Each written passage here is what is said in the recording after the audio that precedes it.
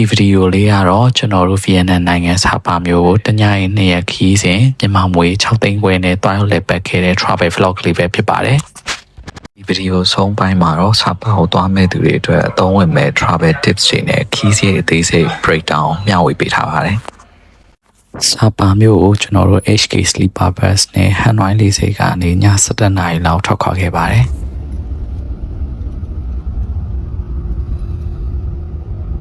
မနက်9:00 နာရီမှာတော့စာပါမြို့လေးကိုရောက်ရှိခဲ့ပါတယ်ကျွန်တော်တို့ book ထားတဲ့ Sunry Hotel မှာ early check-in ဝင်ခဲ့ပြီးတော့မနက်9:00 နာရီရောက်တဲ့အခါမှာတော့ကျွန်တော်တို့ခီးစဉ်စတင်ခဲ့ပါတယ်အားတော့ကျွန်တော်တို့ hotel ကနေမြင်ရတဲ့ရှုခင်းမှာစာပါမျိုးရဲ့အေးချမ်းတဲ့မနက်ခင်းလေးမှာလမ်းလျှောက်ပြီးတဲ့နောက်မှာတော့ကျွန်တော်တို့ Fancy Pan Terrace Cafe မှာမနက်စာစားခဲ့ကြပါတယ်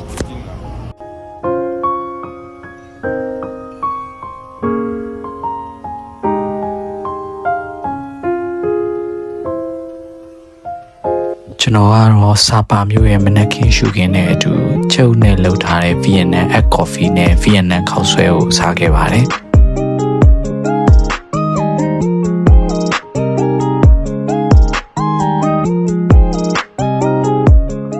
ချိန်တနာရီလောက်အေးစစ်စစ်စားပြီးတဲ့နောက်မှာတော့ကျွန်တော်တို့ဟိုတယ်ကနေပြီးတော့15မိနစ်လမ်းလျှောက်ပြီးတော့ကျွန်တော်တို့ Map Park Fan နဲ့ဝင်ခဲ့ပါတယ်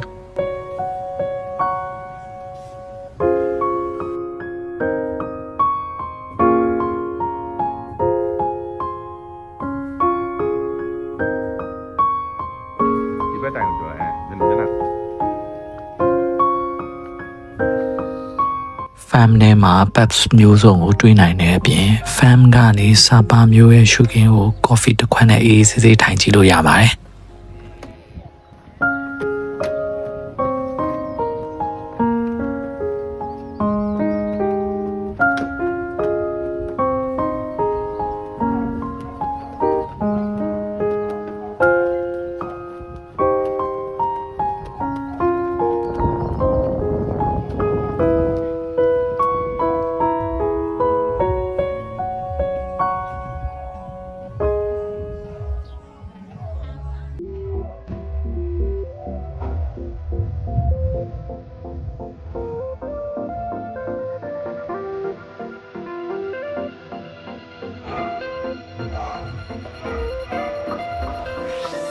ticket price ကဝင်ချေးအပြင်ကိုချိုင်းနေတဲ့ train တစ်ခုသုံးဆောင်နိုင်ပါတယ်ကျွန်တော်တို့နောက်ထပ်ဆက်သွားခဲ့တဲ့နေရာတော့ Sapa Green Valley ဖြစ်ပါတယ် ticket price ကတော့ Vietnam Dong 3,200 ခွဲပေးရပြီးတော့ essay ထဲမှာ rice 2 ခုစီးခွင့်ပါပါတယ်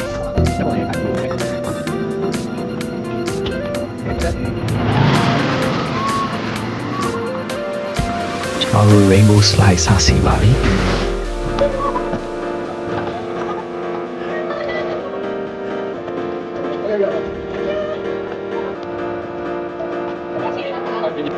နောက်တစ်ခုကတော့တောင်ပေါ်ကနေဒီလိုကားသေးလေးစီးလို့ရပါသေးတယ်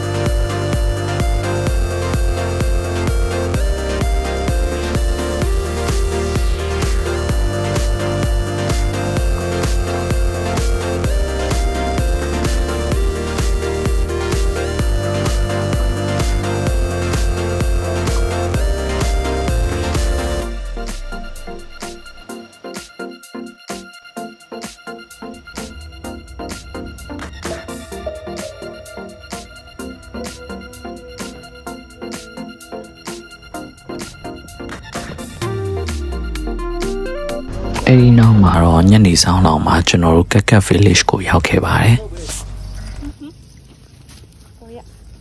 ကက်ကက် village မှာတပ်ပုံရိုက်ဖို့ဒီလိုရိုးရာဝတ်စုံတွေကို Vietnam Dong 2 သိန်းကနေ Vietnam Dong 5 သိန်းပေးပြီးငှားလို့ရပါတယ်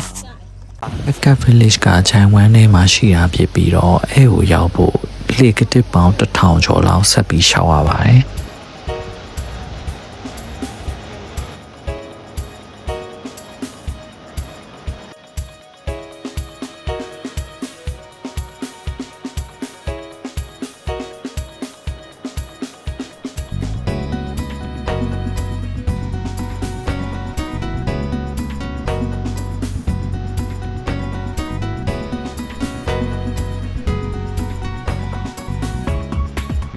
နောက်ဆုံးမှာတော့ကျွန်တော်တို့ဂျိုင်းဝင်းထဲကိုရောက်ခဲ့ပါပြီ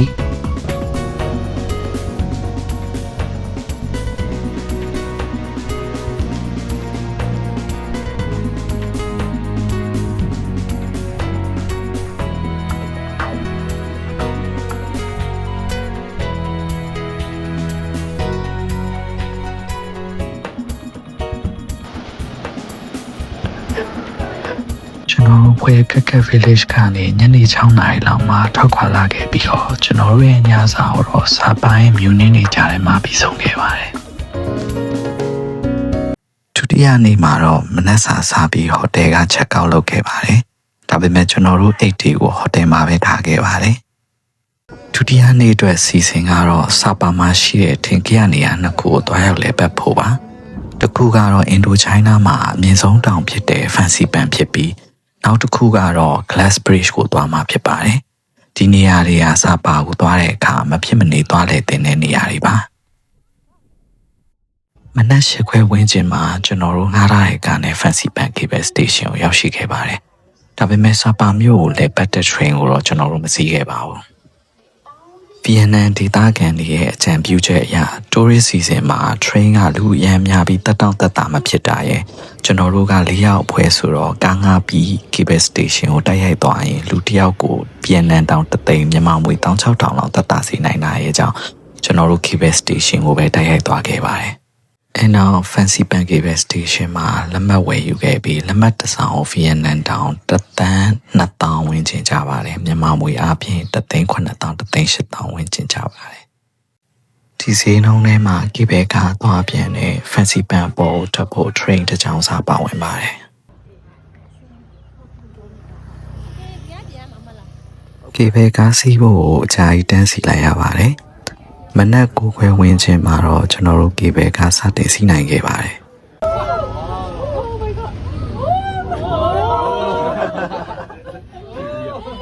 ကိဘေကာကေဘင်ကတော်တော်ကျယ်ပြီးခီးတဲ့30လောက်တင်ဆောင်နိုင်ပါတယ်ခီးစဉ်ကတော့15 မိနစ်လောက်စီးရပါတယ်။ကေဘယ်ကားကအဖြူအောင်တိမ်ထူးကြတဲ့ဖြတ်တန်းသွားတဲ့အချိန်မှာတော့ပြပတ်ဝန်းကျင်ရှုခင်းတွေကအရန်လှပြီးမမေ့နိုင်တဲ့အတွေ့အကြုံတစ်ခုပါပဲ။ A shadow shape against the frame, whispering my planet's name, floating in the velvet deep,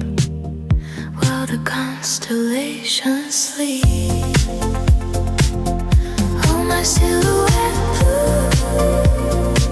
framing my whole world in you ဒီဘက်ကစီးပြီးတဲ့နောက်မှာတော့ Fancy Pan ထိပ်ကိုရောက်ဖို့ Funicular Train Station ဘက်ကိုဆက်လက်လမ်းလျှောက်ခဲ့ပါတယ် Oh my silhouette blue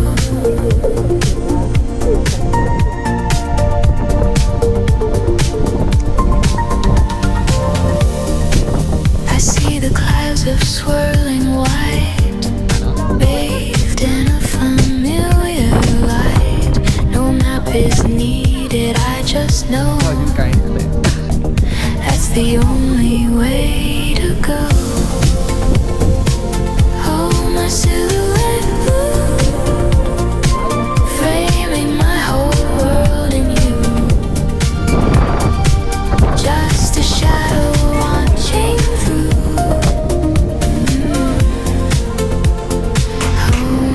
silhouette through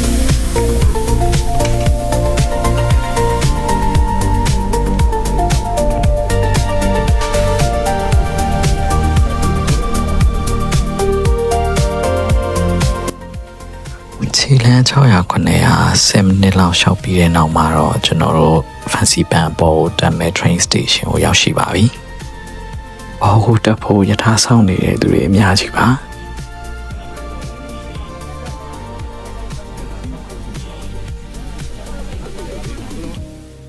engines hum a quiet beat. ဒီရထားစီးပြီးတဲ့နောက်မှာတော့ကျွန်တော်တို့ပထမရထားမစီးမိလိုက်တာမှန်ကန်တဲ့ဆုံးဖြတ်ချက်တစ်ခုပါ The sound can't be heard this far from ground. Oh, my silhouette. ဘာကြောင့်လဲဆိုရင်တော့အဖြေကဒီမှာပါ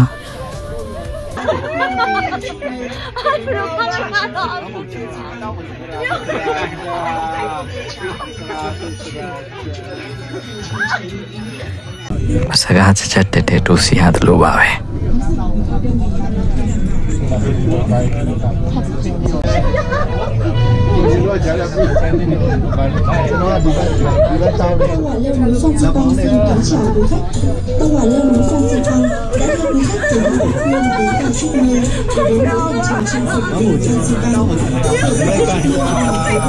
အဲ့ဒီနောက်မှာတော့ fancy ပန်တောင်ထိပ်ကိုလေကတစ်တရားနေစားပြီးတက်ပါပြီ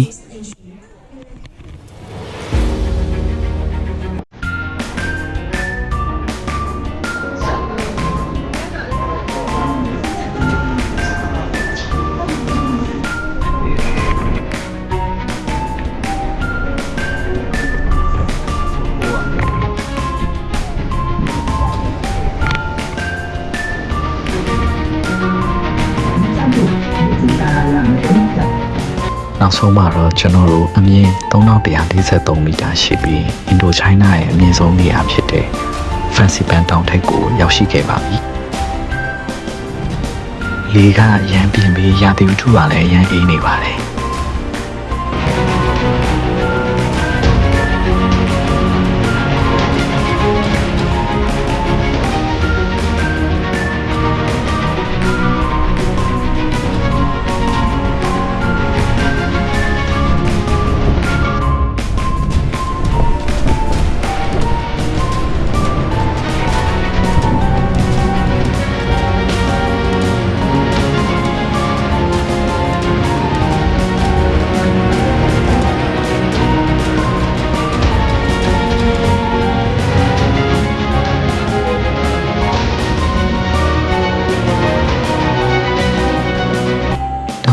နိုင်ငံအလံလေးအများကြီးရှိပြီးကျွန်တော်တို့လည်းမြန်မာနိုင်ငံအလံကိုလွှင့်ထူပြီးအမတ်တရတပ်ပုံရိုက်ခဲ့ကြပါတယ်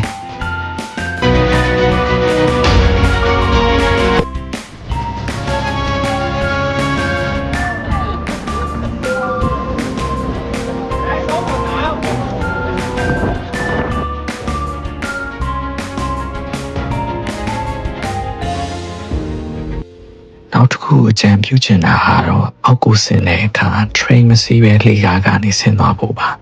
ဒီလိုဆင်းခဲ့မယ်ဆိုရင်ဘာဝရှုခင်းနေကြည့်ရှုနိုင်ပြီးဗုဒ္ဓရုပ်ပွားတော်ကိုလည်းလှည့်ပတ်ကြည့်ရှုနိုင်ပါတယ်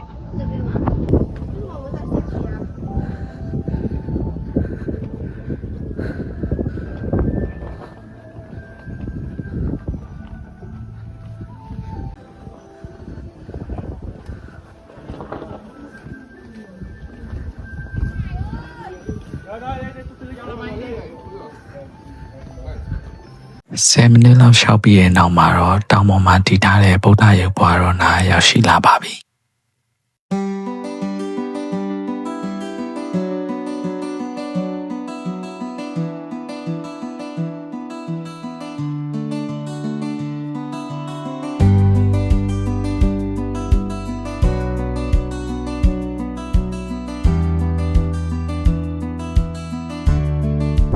လေကတော့တွေ့တဲ့အတိုင်းတော်တော်တိုက်ပါတယ်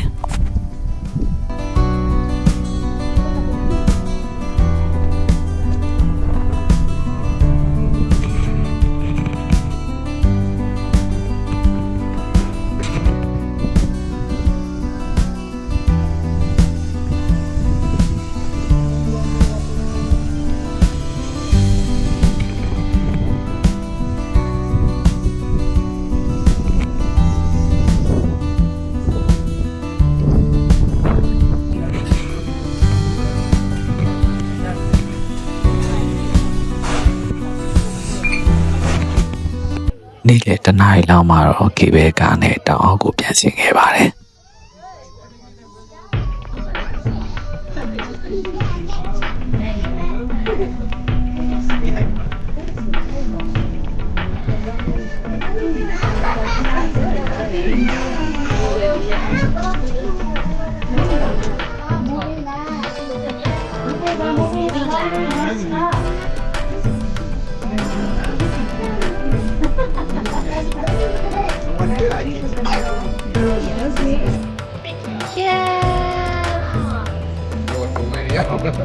Fancy Banky Station ကနေထွက်လာပြီးတဲ့နောက်မှာနေ့လယ်2 နာရီခွဲဝန်းကျင်မှာတော့ကျွန်တော်တို့ Glass Bridge ကိုရောက်ရှိခဲ့ပါတယ်။ Glass Bridge ကစပါမြို့တွေကနေဆိုရင်ကီလိုမီတာ20လောက်ဝေးပါတယ်။တောင်အောက်ခြေကနေမန္တတာကိုရောက်ဖို့မီတာ300ရှိတဲ့ဓာတ်လေးကစီးရပါမယ်။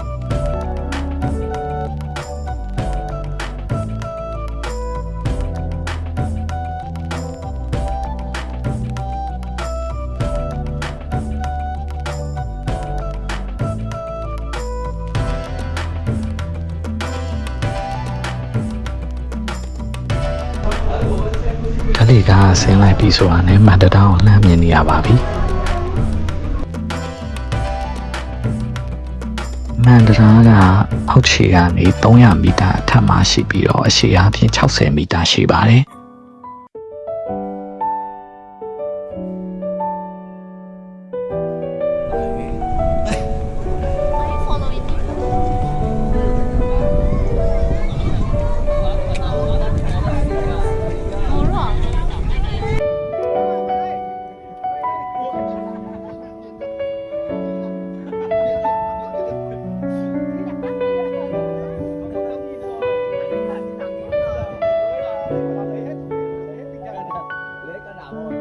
တို့ရောက်သွားတဲ့အချိန်ကညနေဖြစ်တာကြောင့်ရယ်လေကအရန်ကြမ်းပါတယ်။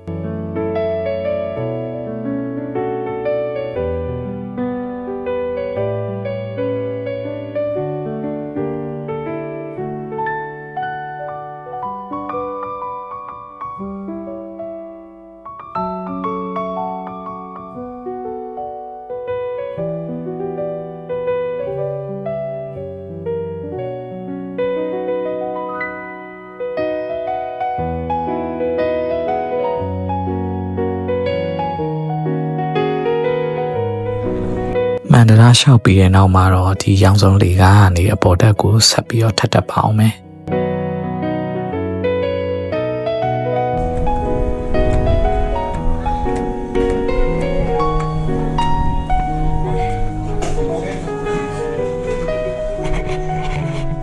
ဒီနေရာမှာတော့ zip line နဲ့ swing ကိုစီးလို့ရပါတယ်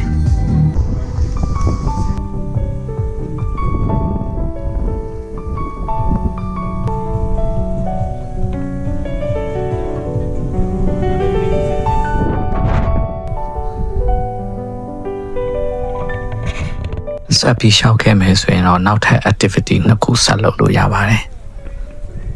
ဒီ activity 2ခုကတော့ feeling 2ခုကြာမှာတွေ့တန်းထားတဲ့ sky cycling နဲ့200မီတာရှည်တဲ့ cloud bridge ပေါ်မှာလမ်းလျှောက်ခြင်း activity 2ခုဖြစ်ပါတယ်ကျွန်တော်တို့အဖွဲ့ကတော့38နဲ့ဒီ activity 2ခုလုံးကိုမလုပ်ခဲ့ကြပါဘူး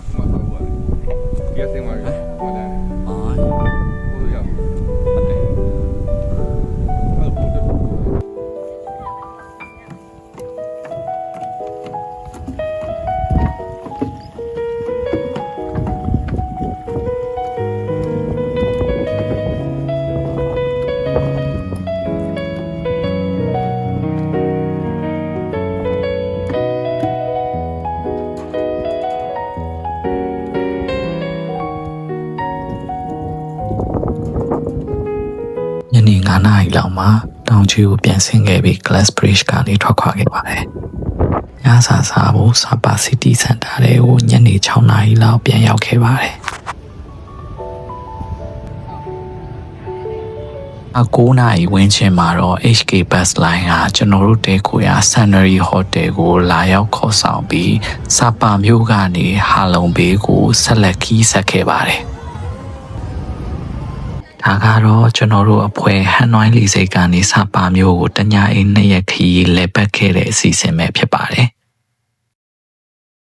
ဆက်လက်ပြီးတင်းရဲ့စပါခီးစဉ်အတွက်အရေးကြီးတဲ့ travel tips လေးပြောချင်ပါတယ်။ဒီ tips လေးတွေကတင်းကိုကူညီနိုင်မယ်လို့မျှော်လင့်ပါတယ်။အရ ရင်ဆုံးစာပါကိုတွားလဲတဲ့အချိန်ကိုပြောချင်ပါတယ်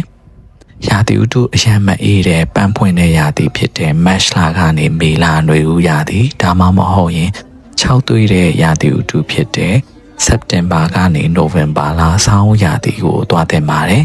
အထူးကတော့မိုးခင်းပါတဲ့အချိန်သွားတာအကောင်းဆုံးပါကျွန်တော်တို့အဖွဲ့ကတော့ March လမှာတွားခဲ့ပါတယ်စာပါမြို့ကိုရန်ကုန်ကနေ MAI Direct Flight နဲ့ Hanoi မြို့ကိုတွားပြီးတော့ Hanoi လေဆိပ်ကနေ Sleeper Bus နဲ့စာပါမြို့ကိုတွားနိုင်ပါတယ်ဟိုတယ်ကိုတော့တင်ဟာစားတောက်ဆိုင်နေနဲ့ night life dinner နေခြင်းနဲ့ဆိုရင်တော့စာပါ City Center နာဟိုတယ်ကိုရွေးတင်ပြီးတော့အေးချမ်းချမ်းနေခြင်းနဲ့ဆိုရင်တော့မုံဝါဘေလီနားမှာရှိတဲ့ဟိုတယ်တွေရွေးတင်ပါတယ်စာပါမြို့မှာကျွန်တော်တို့သွားခဲ့တဲ့နေရာအပြင်ချိန်ရခဲ့မယ်ဆိုရင်တော့မိုအာနာစာပါနဲ့အပိုင်းကိုစတာစီးလို့ရပါသေးတယ်ဒီနေရာတွေကို Grab Taxi ကားငှားတာဒါမှမဟုတ် Motorcycle ငှားပြီးတော့လဲလို့ရပါတယ်ပိုင်းမှာတော့ကျွန်တော်တို့ခီးစဉ်အကုန်ချဆေးကိုပြောပြချင်ပါတယ်တို့တည်ခဲ့တဲ့ Sunnery Hotel က early check-in အပါ breakfast အပါတညကို Vietnam တောင်4သိန်းတယောက်ကိုကြပါတယ်transportation cost အနေနဲ့ Hanoi ကနေစာပါလာတဲ့ sleeper bus အသွားအပြန်8,400 Vietnam တောင်နဲ့နှစ်ရက်လေတဲ့ကားက2,900 Vietnam တောင်ကျပါတယ်ကျွန်တော်တို့ခီးစဉ်မှာလဲပတ်ခဲ့တဲ့နေရာတွေရဲ့ ticket fees ကတော့စုစုပေါင်း19သိန်း Vietnam တောင်ကျပါတယ်အတော့ကတော့ခံမှန်းချေအပြင်တနက်ကို Vietnam တောင်3သိန်းခံကြပါတယ်ဒါဆိုရင်တော့သင်ဟာစာပါတညရီ2ရက်ခီးစဉ်ကို hotel transportation ticket food ပါမြန်မာငွေ6သိန်းဝန်းကျင်နဲ့တွားလို့ရပါပြီဗီဒီယိုကိုအဆုံးထိကြည့်ရှုပေးလို့ကျေးဇူးတင်ပါတယ်